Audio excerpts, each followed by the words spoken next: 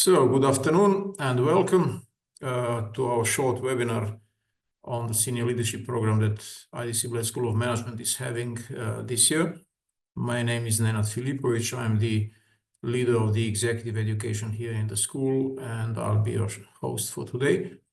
As you know, this is one of the programs we're having this year, one of few open enrollment programs. I looked at the list of people who will attend today this session. Some names I recognize, so I know that some of the participants today know the school. Some others, I assume, don't know the school that well. So maybe just a few words for them. IDC has different programs in its portfolio. Some of them are degree programs like our Executive MBA or Doctoral Program of Business Administration, or DBA program.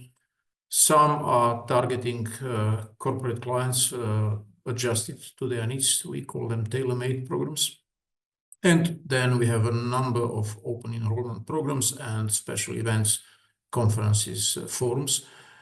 Senior Leadership Program is one of these open enrollment programs. So I'll spend about 20 minutes talking about it. Let me share some slides. I guess it will be easier to follow the moment you will see things. And to start with, as said very briefly, the Senior Leadership Program follows the logic of our programs and our approach that we have, which means very international, completely executive education oriented. That means senior audience, as its name also implies. Very practical in its ambition to help participants be more effective business leaders. We have it every year, and we change it every year. Every year we do some changes, and you will see that also this year we kept 3 of the modules from the previous year, from 24, and we have replaced 1 module. The modules we have kept all extremely well received. The whole program last year was extremely well received. Just to give you a feeling for that, in the feedbacks, on the one hand side, 4.8 out of 5, the grade that participants gave to the program on average. But also many comments in terms of practical usefulness, in terms of many topics covering exactly what the participants wanted to get from. Some people attended the whole program. As you probably know, as you probably saw on our website, the Senior Leadership Program, being modular, is also flexible in the sense that one can enroll for the whole program, going for all 4 modules, or just 1 or 2 modules. So that is completely the choice of the participants. Last year, in some overall, roughly about 25% of participants attended the whole program, and the rest were coming module by module. We will start this year with the module on disruptive innovation with Rory McDonald. Rory comes from Harvard Business School, experienced person, and as the name implies, one of the best schools in the world. And the way he will approach this topic is Harvard style. That means a lot of cases. Actually, participants last year got more than 100 pages of reading material up front, but not requiring very thorough, in-depth reading and preparation, just getting an understanding of the situations we will discuss, because a lot of what he does is not lecturing really, but a discussion of concrete examples from this topic. And the topic, as much as the name implies, is not just about smaller fine-tunings in our service and product offering in our companies, but it really deals with what companies can and maybe should do to significantly change the game in the market in which they play. So he will spend the first part of the program talking about what is the nature of a disruptive innovation, what makes some innovations different than the others in the way they affect the market and the competition. And he will connect it with the business models companies use. So the participants will also be able to reflect on their own company business model. Where is the potential for this kind of innovation within that business model, and or what has to be changed in the business model in order to make the company more open to doing, benefiting from this kind of innovation. But every innovation, and in particular those that are making major changes in the marketplace, is based, and that's one of the fundamental statements he makes in the program, is based on true understanding of our customers, of our products, our services. And understanding of the customers, he calls it jobs to be done. He looks at it from a very specific, interesting way. He looks at what customers want to be done for them. So things that they need to do. Let me give you a classical illustration of that statement. Things that people need to do is not to use the drill, but they need the hole in the wall to hang the painting. So the business is about holes and not about the drills. The job to be done is making a hole, having a hole, and understanding that makes innovative companies being able to look at that job and do it in the way that then the customer gives that job to us instead of doing it by themselves, and allows us to capture more than just sales of one product, to capture the happiness of the customer, loyalty of the customer, solving their problem. Understanding where is this kind of potential for innovation leads also to developing of the business, which then, if we are new in the marketplace in offering that kind of substitute job, outsourcing of the job to us instead of doing it by the client, brings it to the possibility that we stand as a brand, he calls it a purpose brand, that then when the customers think of that particular job, they come to us and they think of us, of our name. Okay. Now, he will make a lot of illustrations, and it will be interesting to see that actually there is no real limit in terms of industry or the type of product or service we are making. There's no real limit because practically all the industries allow for innovations to be made. And of course, doing them properly requires going into a new mode of operating as a company, including a lot of organizational learning and including dealing with the consequences of the innovation, which typically leads to growth, and then being able to not only promise, but also deliver, consistently deliver to a growing number of customers the innovative product or service. So as much as many companies in our part of the world think or claim that in their own space there is limited possibility for innovation, I think after going through this module, people attending it will understand that almost all companies have this kind of potential within their reach, but they need to organize themselves, aim to it, be ambitious enough to go for it, and it definitely is possible. The second module, and by the way, any questions made, please feel free, put them in the chat, and at the end of the session, I will try to answer them. The second module is the module delivered by Ralph Boschek. He comes from IMD, one of the best schools in the world and in Europe. Ralph has also been for many years with us in different capacities. And he uses the name strategy audit, but I think it's potentially misleading. It is not about auditing process.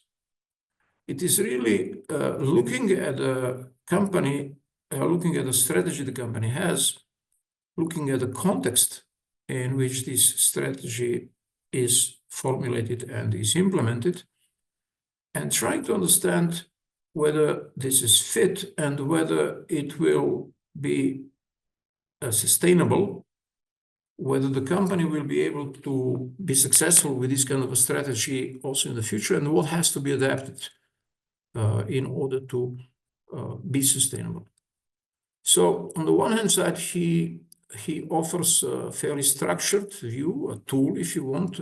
He calls it a strategy audit tool, a tool which opens a number of dimensions, checkpoints, questions which we should ask ourselves about our strategy, looking at it from different perspectives, and then identifying potentially inconsistent elements, already inconsistent elements, or elements which may be working today but are likely to be challenged in the future. He will talk about several, again, dimensions of this challenge.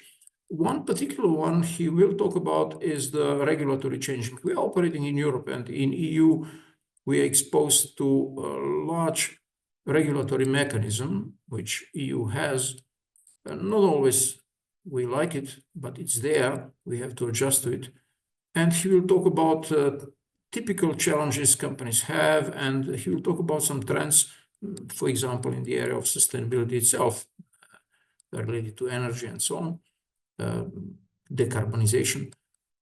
He will talk about what companies face as challenges and how does that imply the need for change in our business model. He will look also at some other, these days obviously it is Trump, it is where America will be going, so macroeconomic challenges in the world, geopolitical challenges, deglobalization and so on. And again, with potential implications for our strategies, as opposed to Rory, who brings cases to the program, and participants discuss different companies, quite a few of them, as illustrations of the ideas behind the innovation. It takes a little bit different approach. He will actually use the pain points of the participants. He will engage the participants in reflecting on their own companies, on their own strategies, on their own concrete issues and problems they have, challenges they have. And it will be kind of a laboratory where people will be able to share, reflect, discuss, and possibly come to ideas, also helping each other to understand where the issues are and where possible resolutions of the issues are. Keep in mind, in a program like this, for example, with some 30, 40 people in the room easily, we come to, let's say, 500 years of business experience in the room easily. So him engaging this kind of experience means he's not the only one to give feedback and share ideas, but he is very capable in facilitating the discussion so that this richness of experience comes to work. So again, this particular module is more looking at our issues, our companies, giving us tools to also do it then with our teams back home, and trying to find the answer to the question, what is our strategy likely to be challenged by in the near future, and how to react to it. Module 3, again, this is a new module, but the professors are not new. Basic and money.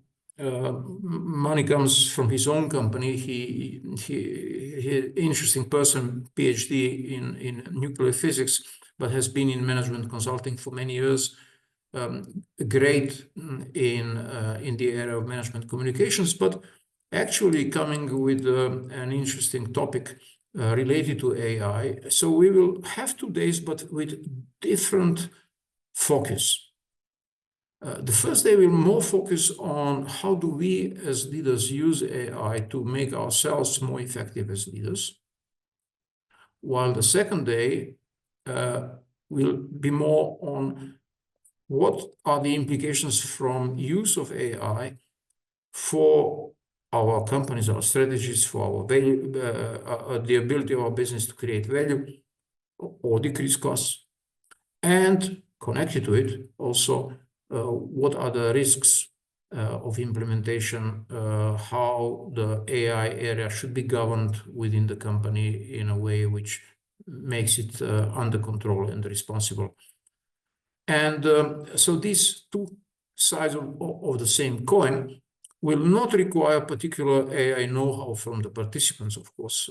We don't expect that people in the program are experts in AI, but we'll challenge the people to grasp the basic understanding of AI mechanisms, but also AI potential, and to look at it as something that makes sense if we as people and our companies as organizations can use it in a safe, productive, effective way to create benefits.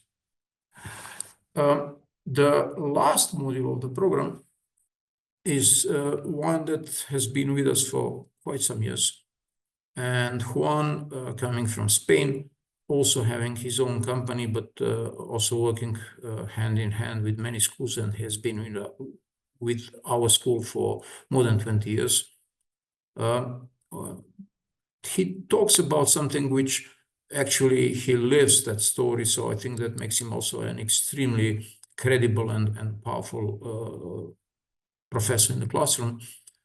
He talks about what we as individuals, as leaders, and our companies can do and should be doing in order to truly connect with our customers, to inspire their loyalty, to inspire their commitment, to create the bond with them, which allows then the company to reach the full potential of the business.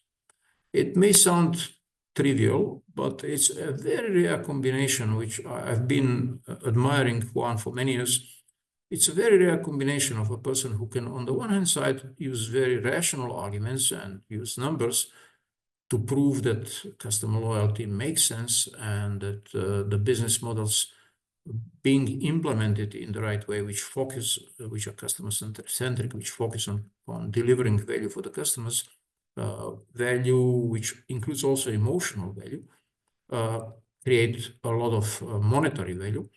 So he can give very, very rational, very technical examples and explanations.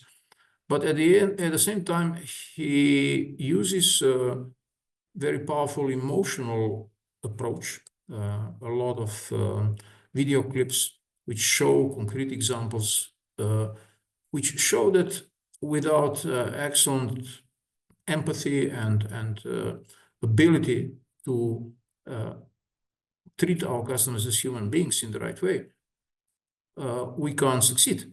But in order to do that, we also have to create specific culture within our own organizations and treat our employees as our customers. So that's another leadership challenge. So in a very structured way, building it as a puzzle, piece by piece over the 2 days, he will engage us in a story which, in my experience, very often really creates this inspiring moment for the organizations, understanding that we have a lot of space for improvement in the way we deal with our customers.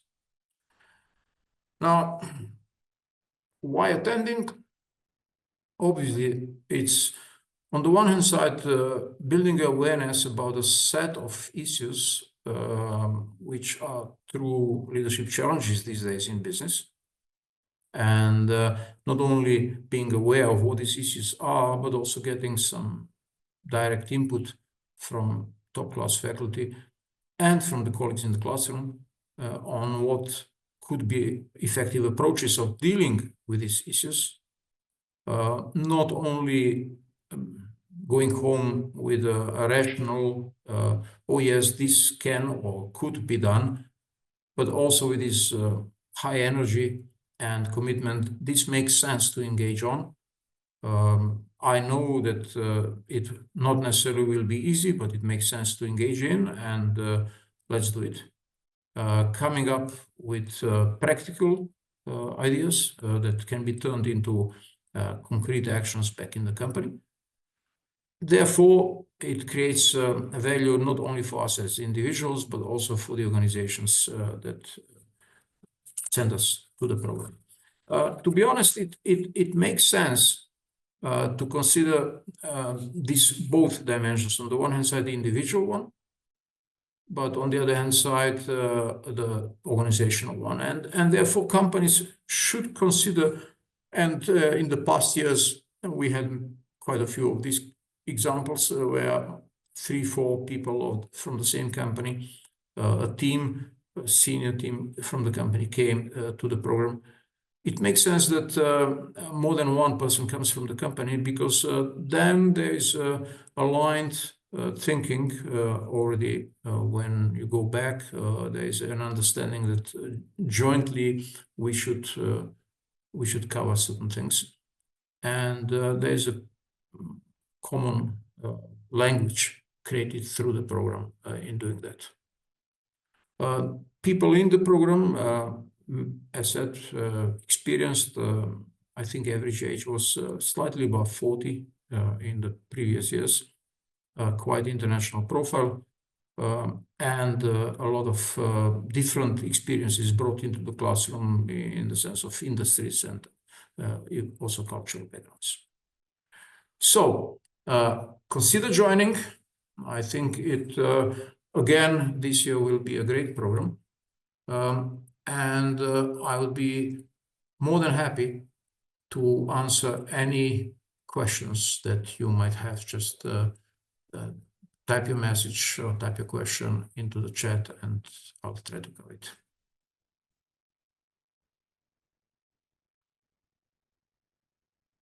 I learned to be patient when it comes to this kind of webinars. As you might know, there is a lot of research on how the online cooperation differs from face-to-face one. And one of the differences is that the time needed to formulate the question and post it in the online environment is longer than in face-to-face one. So a moment or two more. If there will be no question at this point, of course, you have our coordinates, you know how to get in touch with us. And if you have any particular question that you would like to discuss with us one-on-one, feel free to get in touch, and we'll be extremely happy to come back. If there are no immediate questions from your side, let me once again thank you for being with me in this short communication of our intentions for SLP program this year. And I'm looking forward to meeting you in Bled, a wonderful environment, by the way. So we'll be happy to have us. Thank you and goodbye.